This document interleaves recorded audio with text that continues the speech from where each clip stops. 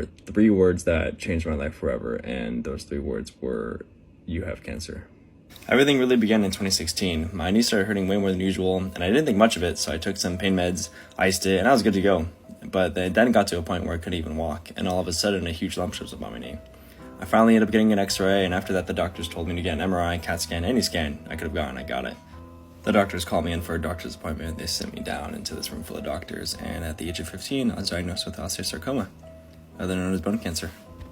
Cancer was the last thing I expected. I didn't think my junior year of high school was going to start with chemo, and chemo sucked. It killed my body to cure my body, and I was not looking forward to the next 9 months of chemo.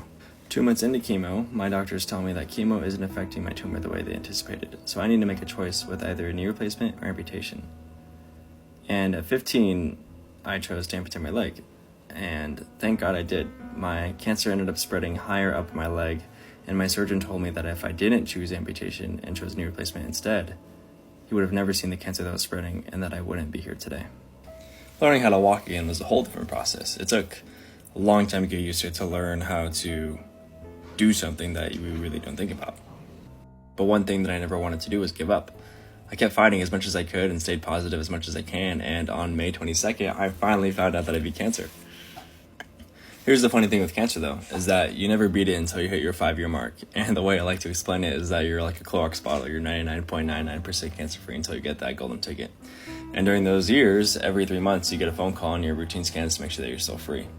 Fast forward to 2018, and it's senior year of high school. I'm swimming 6 hours a day, changing my diet. I am doing everything I can to make sure that my cancer will never come back. I get my routine scans the week before I graduate. I walk the stage. We go to Disneyland for the night. I get back, and I get my phone call. And they tell me that I need to come in tomorrow, and at that point I knew something was wrong. They sit me down again into this room full of doctors, and they tell me those 3 words all over again. You have cancer. My cancer came back in my lungs. I had stage 4 lung cancer, and I was given 3 months left to live with a 10% chance survival rate.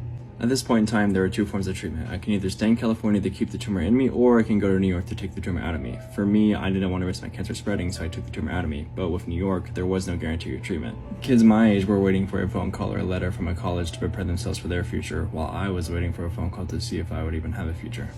There were thousands of things going through my head at any given moment. The pain from treatment, the uncertainty in my life, if treatment was going to work, just things out of my control.